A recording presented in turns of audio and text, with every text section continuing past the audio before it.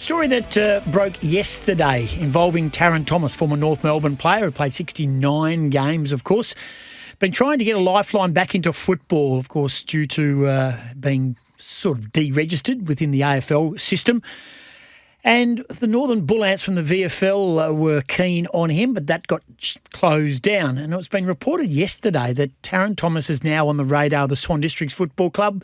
Scotty, we know you're invested in that football club, but we thought we'd go straight to their CEO, Jeff Dennis, who's joining us now, just to shed some light and basically line the facts up for us, whether this is true, happening, and how it's going to happen, if so. Jeff, appreciate your time. Good morning. Good morning. Is it happening? Well, what we're doing is giving due consideration to the opportunity, what we're looking closely at, and this is why we feel it's needed to actually sit down face-to-face with Tarryn, is to see whether he's genuinely committed to change, and also, secondly, to see whether we've got the resources and the capacity to help him enable that. So there's still a bit of water to pass underneath the bridge, but yes, we're giving it due consideration. Why? Can I ask you why? I mean, you know, his off-field record doesn't read well. The rap sheet doesn't read well. There's been chances for redemption. Clubs are saying no. The AFL have said no. Peel and West Coast can't register him if they were interested. There's a lot of other waffle clubs who are not. So why Swan Districts? Well, let's be clear from the onset, I suppose, is that we don't condone what Tarryn's done. He's had some significant challenges and paid a price. We accept that, but some players, football is all they have. While it's also absolutely fair and reasonable that they use football as a punishment for those particular players, but at some point in time, we've got to decide whether those individuals can reintegrate back into community, back into society.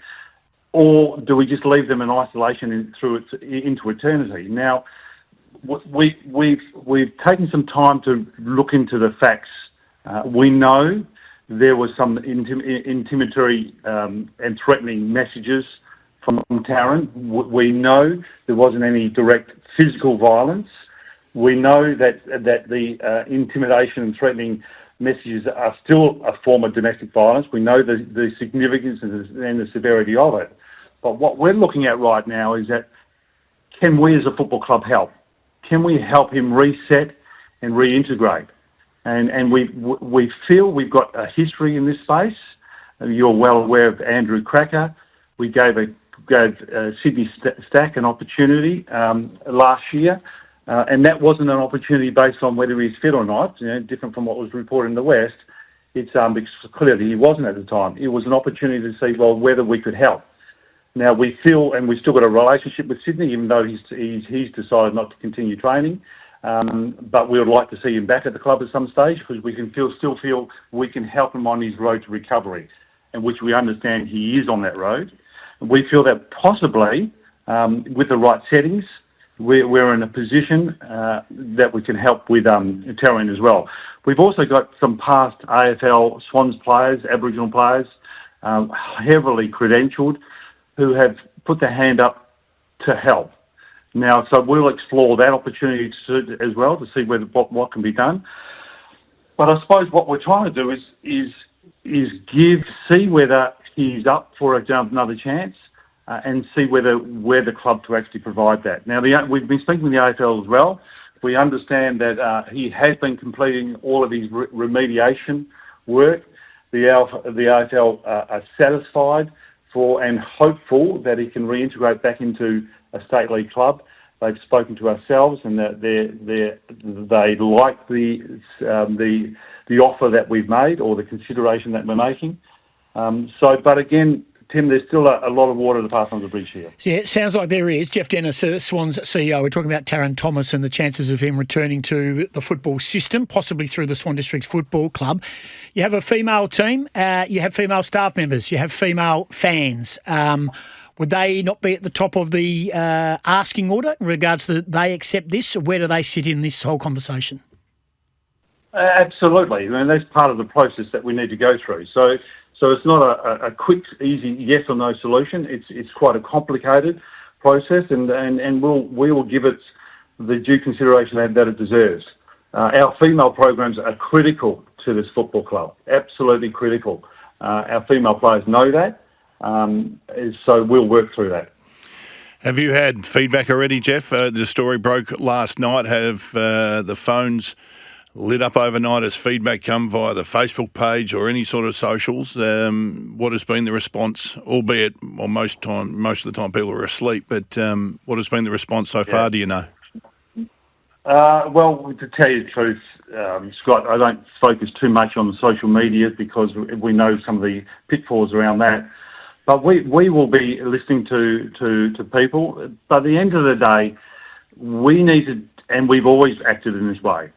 And this is why what we do as a club is different from many other clubs around the state and also around the country.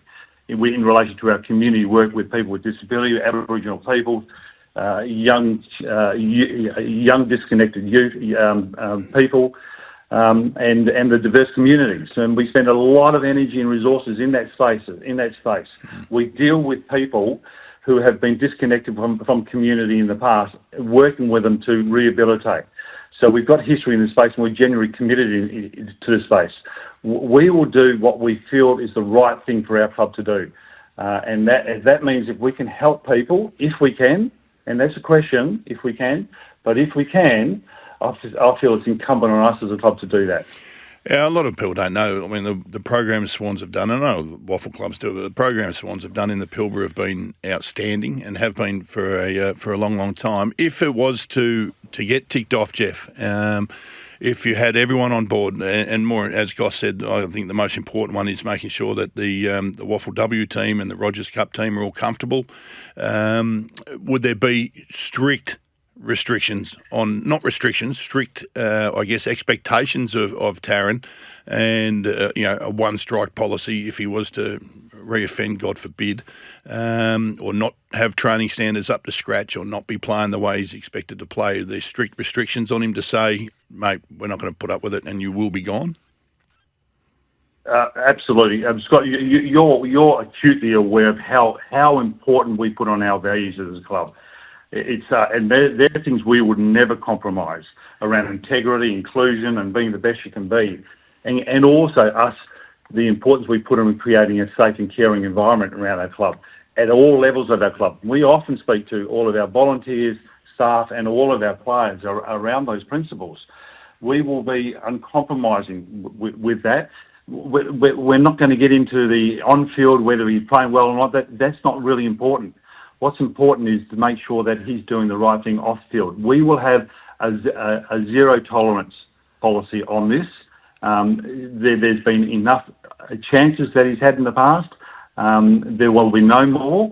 But that's what we need to do at this early stage, to sit down and discuss that with him. We need to make sure that resonates, and that makes sense to him, and that he's genuinely committed to give it 100%. We understand from very early discussions and also discussions with people around him that he is, but again, there's still a little way to go. I think an important point you made out before too was that from my belief, and I spoke to a lot of people yesterday, and from Melbourne, from North Melbourne, president CEOs about Tarryn, and the matter was, he has nothing else. He has nothing else. So do you throw someone like this a lifeline to say you can get your life back on track, you can become a better person? That is one thing. But have you done any homework, I guess, into what his life is now? Who looks after him? Does he look after himself? Has he got people in place to help him continue his, it's not rehabilitation, but I guess just becoming a decent human being? Yeah. Well, at this early stage, yes, we have had some preliminary discussions with others, and yes, he does have those safeguards in place. What we need to consider is, on the back of that, what additional safeguards and guardrails can we put to help him, to help navigate him through this particular journey of return. But he has completed his AFL-approved cultural appropriate behaviour change program. He has been working with AFL mentors, or mentors that the AFL have provided to him, and they're prominent Indigenous leaders. And he's also continues to work with his psychologists and psychiatrists. So they're things that we can also add another layer to. So we're not sort of trying to take away what's the process the AFL have in place with him. We're trying to work out, well, what else can we add on top of that to ensure the best chance he's got. Because as you say, I mean, a lot of these people, a lot of guys and girls with football, that's all they've got. They have nothing else. So football needs to be considered as a conduit for them to re-enter into society, re-enter into the community, be valued participants of that. And that's the vehicle that we have access to. So, but it's not football by itself. It's not just going out there and playing a good game. There's a whole lot more that needs to be wrapped around that. That's where we think we're reasonably placed. Are we well placed enough in order to provide the services that Tarryn needs? Well, that's what we're going to find out in the next couple of weeks. Yeah, I've got a couple more before I let you go. Jeff Dennis is the Swan District CEO and he's answering questions about Tarryn Thomas. So just confirming he's been offered a 2-week trial by the club. He'll fly in Tuesday and train with the club. Has this been run past WA Footy? Have they given you the all clear to do all this type of stuff? No, not at this stage, because, again, we're not registering him. We're just bringing him over and having a chat and working through some of the processes to see whether it's something that we want. Okay, and something that we can talk. So you can do all this stuff right now, and if he says, I like this and I'm a changed man, and you see enough evidence in 2 weeks, and look, I think it takes a lot longer than 2 weeks to change, but you've given us the rundown of how things have changed in your belief and the people in your due diligence that you've done. So there's no guarantee WA Footy will approve you allowing him to play registration. Well, no. So that's up to WA Football. So we'll go through that process, go through that in due course. But before we get to that process, Tim, we need to be acutely aware, acutely comfortable whether this is a step that we want to take. Yeah. So you haven't. So again, I don't want to get the cart before the horse for you, Jeffrey. I'm not trying to sort of walk you into a corner, but wouldn't WA Footy, if WA Footy have heard this in the last 24 hours, and they would have, there's no doubt, and I almost think that Michael Roberts, the CEO, would be listening right now to this interview, would they not have been ringing around to the commissioners and to their management structure and going, are we allowing this regardless? And even if you think that he's ready to go and everyone's happy, could they just turn around tomorrow and go, it ain't happening on our watch, couldn't they? Yep. But we're also aware that the AFL have reached out to the Football Commission endorsing him re-entering through a state league club. Right. So and in particular a waffle club. So yes, that's still an unknown of where the WA Football will sit with this. But again, that's up for WA Football. What's up for us at the moment is that we need to make sure we've got the capacity and we've got the resources to be able to help Tarryn through this journey, or not. And if we don't, we decide this is not the right thing, we can't do this, we won't go to the next stage and look to register him. You're keen to get this done, Jeff, it sounds like. You're keen to do all you can to make sure it works first and foremost. I get that, I can hear that. What's your confidence levels like that you think you can line, for the want of a better word, your ducks up to get this done?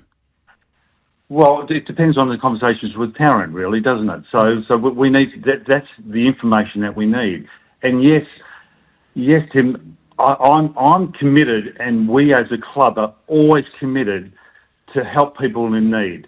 And otherwise, we wouldn't be doing all the community work that we do. And it's significant. And there's not a lot of financial return in some of the programs we do, but there's a whole lot of social return. And so the work we do with our all abilities, the work we do with our diverse communities, with our Aboriginal people, with our young people, that disconnected youth, there's a significant, much more than what happens on the football field that our club does, and not just through the Pilbara. We do a whole lot through the metropolitan area as well, especially we've just taken up the Swan's Bassendean Youth Hub. We talk day in, day out with a number of disaffected youth. And now, if we just didn't engage with those young people, well, a lot of them just wouldn't have opportunities that most other people do of connecting through community and being valued members of community. So that's the role we play. So yes, we are absolutely committed to doing that. And if it happened with Sydney Stat, yep, fantastic. It certainly happened with Andrew Cracker 2010. If it happens with Tarryn Thomas, well, that's a tick for us. Last one before we let you go, and appreciate your time. Another name, Nick Roker, your Sandover medalist who has left the football club. To my knowledge, he's now residing in Adelaide and is keen to play in Adelaide. What's the situation with his contract and where he sits with your football club, and you with him and him with you, and any sort of contractual arrangement you've got? He still has a contract with our football club until the end of 2025, so he's still a required player. But he lives in Adelaide. Well, there are issues that we need to continue to work through, but you've asked the question of what our position will be, and there's still a contract at foot here. Hey, Jeff, it's going to be a big day. I reckon it's going to be a really big day for the football club, and I know he doesn't arrive till Tuesday, Tarryn Thomas, but I think there's going to be a lot of conversations being had by your football club. We're getting mixed messages from our listeners who are texting in, saying some say good, some say bad, some say no. If the AFL couldn't get him back on track, then how can a waffle club do the same? All the best to you, mate, and we really appreciate you answering the questions today about Tarryn Thomas. Thanks for joining us. Cheers. Thank you. Jeff Dennis, this Swan District CEO.